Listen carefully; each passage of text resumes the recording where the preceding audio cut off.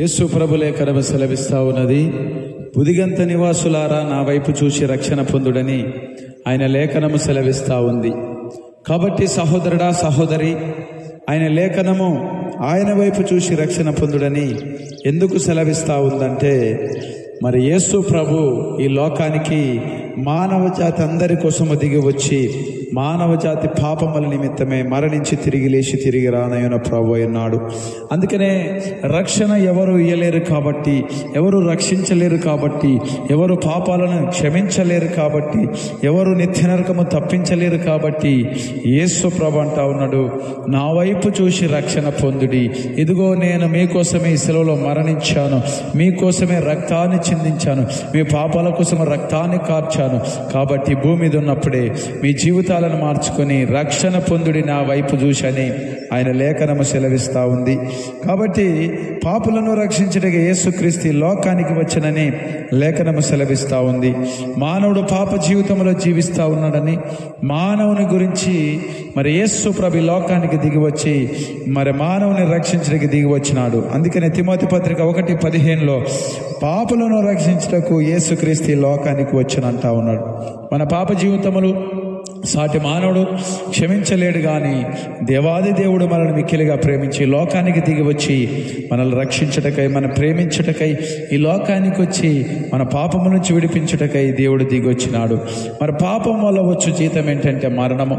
ఆ మరణము తప్పించుటకై యేసు ప్రభు లోకానికి దిగి వచ్చినాడని లేఖనం సెలవిస్తూ ఉంది. యెషయా గ్రంథంలో ఆయన లేఖనం అంటుంది, నిశ్చయముగా అతడు మన రోగములను భరించెను, మన వ్యసనములను వహించెను, మొత్తబడిన వానిగాను, మన అతిక్రమ క్రియలను బట్టి గాయపరచబడెను, మన దోషములను బట్టి నలగొట్టబడెను, మన సమాధానార్థమైన శిక్ష అతని మీద పడెను అంటాము. మన యొక్క శిక్ష మొత్తము యేసు ప్రభు మీద పడ్డది. ఆయన కలవరసులో ఈ ప్రపంచ మానవులందరి, ప్రతి జాతి వర్గాలందరిది కూడా ఆయన శిలువలో మోసినాడు. మనకు రావలసిన శిక్ష యేసు ప్రభు మోసినాడు. కాబట్టి సహోదరుడా సహోదరి, మనము ఎంతో భారమైన జీవితంలో ఉంటాము. మన బరువు ఇంకొకడు మోయలేడు, మన యొక్క శాపాన్ని ఇంకొకడు తీసివేయలేడు, కానీ దేవుడు తీసివేయడానికి వచ్చినాడు. మానవుని యొక్క పాపం ఎక్కడ ఉంటుందంటే హృదయంలో, తలంపుల్లో, ఆలోచనలో ఉంటా ఉన్నది. కాబట్టి ఆ హృదయ ఆలోచనలు, రక్తములో మనకు పాపం ఉన్నది. ఆ పాపము పోవాలంటే యేసు రక్తం అవసరము. యేసు రక్తము ప్రతి పాపము గడుగున లేఖనము సెలవిస్తా ఉంది. కాబట్టి సబ్బుతో గడుకుంటే బట్టలు శుద్ధి అవుతాయి. యేసు రక్తము ప్రతి మానవునికి అవసరము. యేసు ప్రభు ప్రతి మానవునికి అవసరమై ఉన్నాడు. అందుకనే ఈ భూమి మీద ఉన్నప్పుడే నీవు ఆయన రక్తంలో కడగబడి నీ జీవితాన్ని మార్చుకొని రక్షణ పొందితే నీకు మరణము తప్పించబడుతుంది.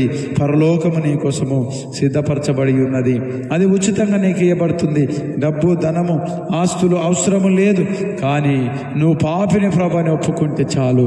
ఉన్న పాటన ఉండి, నేను పాపినయ్యా, నన్ను క్షమించు, నా పాపములను దోషములను క్షమించు నాయన, నిన్ను నమ్ముకుంటాను తండ్రి అంటే నీ పాపములు క్షమించబడతాయి.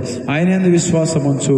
నమ్మి బాప్తిసం పొందువాడు రక్షించబడును, నమ్మని వానికి శిక్ష విధించబడును. కాబట్టి నమ్మి యేసు ప్రభు దేవుడు ఆయన రక్షణగలడని నువ్వు నమ్మి రక్షణ పొందితే నీ పాపములు క్షమించబడి నిత్య నరకము నుంచి రక్షించబడతావు. నమ్మకుంటే యేసు ప్రభు నిత్య నరకము లేట్లేదు.